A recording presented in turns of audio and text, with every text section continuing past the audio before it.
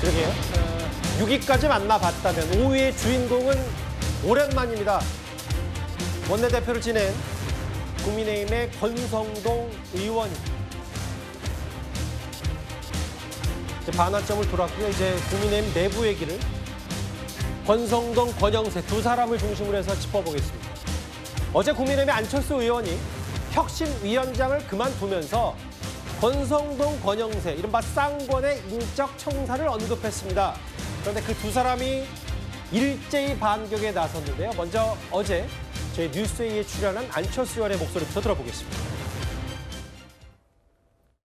위원장을 결국 사퇴하게 되셨는데 결정적인 이유가 흔히 말하는 쌍권, 권영세, 권성동 탈당 요구가 안 받아들여져서입니까? 제가 제안을 했는데 거절당했습니다. 근데 저는 정말 최소한의 어느 정도 정치적인 책임이 있는 사람들의 그런 것들을 원했습니다만 뭐 구체적으로 누구라고 말씀드리기는 적절하지는 않은 것 같습니다. 네. 제일 상징적으로 가장 최소한의 두 분에 대해서 일종의 정치적인 책임으로 먼저 거기에 대해서 책임지는 모습들을 보여야 예. 이 혁신위가 제대로 굴러갈 수 있다. 대선 패배에 큰 책임이 있는 권성동, 권영세 두 사람이 인적 쇄신 대상이 돼야 혁신위를 끌어갈 수 있는데 그게 미치지 못했다. 조혁진 변호사님, 나란히 반격을 시작했습니다. 권영세, 우리 당에 발을 못 붙이게 해야 권성동, 안철수가 혁신 대상이다. 정변 충돌 양상이에요. 글쎄요, 근데 저는 사실 납득이 되지가 않는 게요. 왜냐하면 저 두 권 의원님들의 이야기보다도 예. 사실 지금 국민의힘의 비대위원장은 그 송원석 원내대표 아니겠습니까? 송원석 원내대표가 안철수 의원을 혁신위원장으로 내정했다라고 하면서 뭐라고 이야기했느냐? 안철수 의원이 당 개혁의 최적임자라고 이야기를 했어요. 그러면서 당내외 다양한 인사들을 혁신위원으로 모시고 그다음에 당의 변화와 혁신이 당의 존립을 위한 절박하고 유일한 길이다. 이게 송원석 원내대표가 한 말씀인데 그런데 지금 권영세 의원, 권성동 의원이 저런 말씀을 하시는 게 과연 당의 존립을 위해서 절박하고 유일한 그러한 상황이라고 하는 것을 인식하는 것인가. 안철수 의원은요. 유일하게 비상계엄을 비판했던 의원이고 국민의힘 내부에서 예. 그다음에 탄핵소추안을 가장 먼저 찬성했던 사람 아니겠습니까? 그다음에 이른바 지금 가동되고 있는 3특검을 모두 찬성했던 사람이에요. 그런데 바로 그 사람을 송원석 원내대표가 그 혁신위원장으로 내정했던 거 아니겠습니까? 그런데 그 안철수 의원이 일을 하려고 하다 보니까 여기 벽에 부딪혔다. 그래서 혁신위원장 그만두겠다. 이렇게 이야기를 한 건데 예. 그런데 사실 이와 같은 국민의힘이 이와 같은 지경에 이르게 된 가장 중요한 책임을 가지고 있는 사람들이라고 할 수 있는 저 이른바 쌍권 의원님들이 저런 말씀하시는 거는요. 누가 봐도 적절해 보이지 않는다 그런 생각 듭니다. 전당대회 출마를 구국의 결단으로 포장하는 게 가증스럽다라는 얘기까지 있었고요. 이현정 의원님. 네. 권성동 의원은 뭐라 그랬냐면 한동훈 전 대표가 그 전당대회 출마 가능성이 낮아진다고 보니까 당대표 욕심냈다. 이런 표현까지 한동훈 전 대표까지 언급을 했더라고요. 권성동 의원은. 그런데 이제 문제는 뭐 물론 안철수 의원의 어떤 저런 갑작스러운 혁신위원장 사퇴라든지 뭐 등등에 대한 뭐 비판의 여지는 있습니다. 예. 근데 이 문제의 본질은 결국은 안철수 의원이 하려고 했던 것이 당의 개혁이잖아요. 혁신이지 않습니까? 즉 대선 패배에 대해서 그 책임자들에 대한 책임을 묻고 예. 당을 새롭게 하겠다는 그런 의지였어요. 자, 그런데 그거에 대해서 지금 저항하는 세력이 분명히 있는 거 아니겠습니까?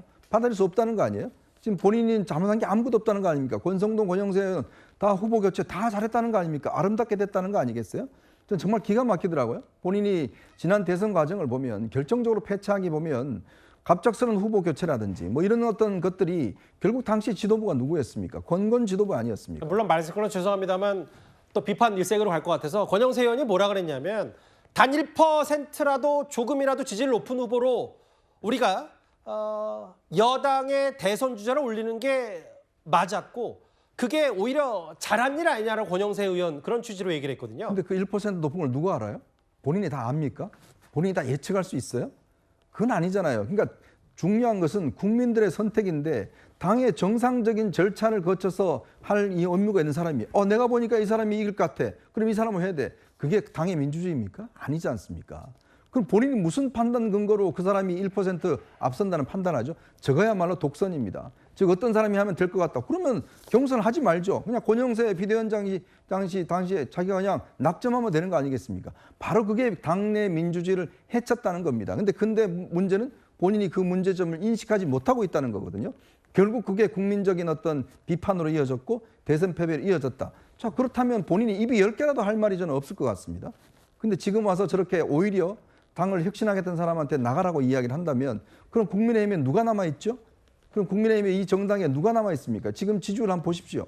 과연 이 정당이 지금 국민들로부터 사랑받고 있는 것인지, 그 책임 있는 사람들이 아무 책임이 없다. 우리는 잘했다. 나는 당을 위해서 노력했다. 오히려 안철수 의원 나가라. 이 이야기하는 것은 제가 볼 때는 정말 염치가 없는 행위가 아닌가라는 생각이 듭니다.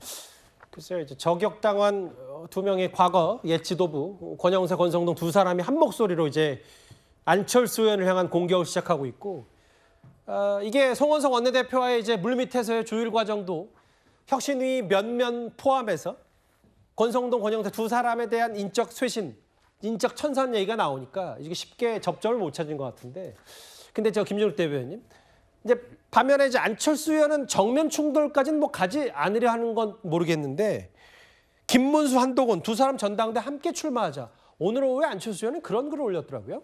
안철수 의원이 뭐 한동훈 전 대표가 출마 가능성이 좀 점점 낮아지는 거 아니냐. 그래서 출마하는 거다. 이제 이런 비판이 있으니까 오히려 공개적으로 그러면 이번에 다 나와봐라. 이렇게 지금 얘기를 한 것 같습니다.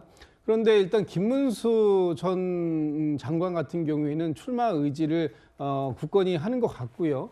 이제 문제는 이제 한동훈 전 대표가 나올 것이냐 말 것이냐 하는 부분에 대해서 아직 입장을 명확하게 표명하지 않고 있는데, 저는 나오면 나오는 대로 또 안 나오면 안 나오는 대로 한동훈 안철수 의원 입장에서는 나쁠 건 없다고 생각합니다. 왜냐하면 나오게 된다면 아마 2대1로 지금 구주류에 대한 이 반격 이런 부분들에 대해서 함께 맞서 싸우는 데 도움이 될 것이다라는 판단이 있을 것이고요.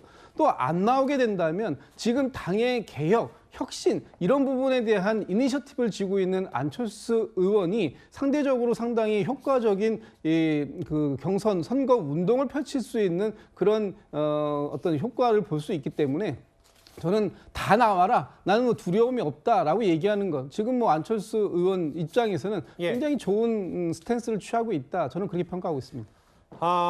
글쎄요. 뭐 안철수 의원과 두 사람의 정면 충돌 양상.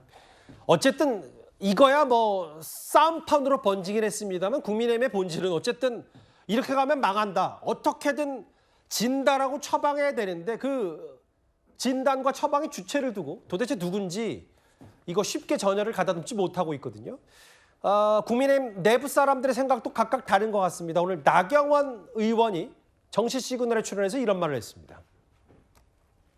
그 방법이 너무 미숙했다. 그리고 방법조차도 또 민주적이지 못하지 않았나 이런 생각을 합니다. 안철수 의원님은 굉장히 개혁적으로 보이는 부분이 있지만 우리 당의 이 어떤 조직이나 이런 문화를 모르시기 때문에 이런 여러 가지도 오히려 혁신으로 괜히 분란이 될 수 있으니까.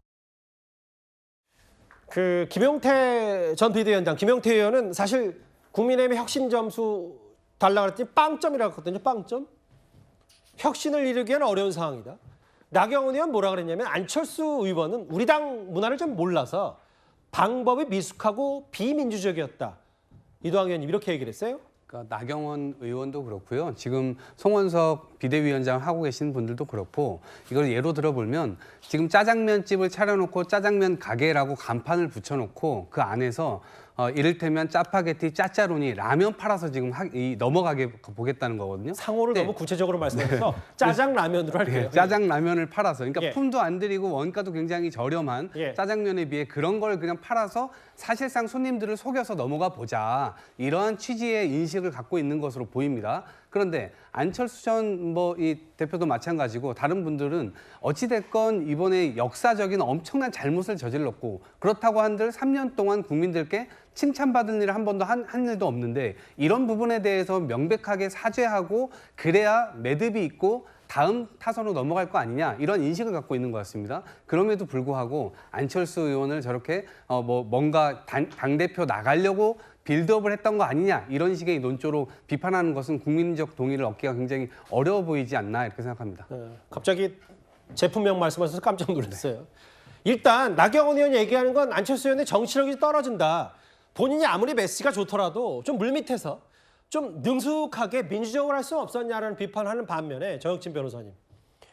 아예 조경태 의원도 전당대 출마를 공식화했는데 뭐 쌍권, 뭐 이른바 권성동, 권영세, 청산 이 정도 문제가 아니라 아예 과거에 윤석열 전 대통령 한남동 관저로 가서 스크럼 짰던 사람들 이 45명이 모두 물러나야 된다고까지 했어요. 글쎄요. 그럼 45명 물러나면 지금 그렇지 않아도 국민의힘 107명밖에 안 되는데 그럼 뭐 몇 명이나 남겠는가 이거는 좀 현실성이 있나 그런 생각은 들고요. 그다음에 안철수 의원, 안철수 뭐 전 혁신위원장으로 해야 될지 모르겠는데 정치력이 얼마나 있는지 전 잘 모르겠고 그다음에 국민의힘의 당 문화가 어떤지는 뭐 제가 잘 알 바가 아닌데 그런데 혁신이라고 하는 거는 그러한 당 문화를 바꾸자고 하는 거 아니겠습니까?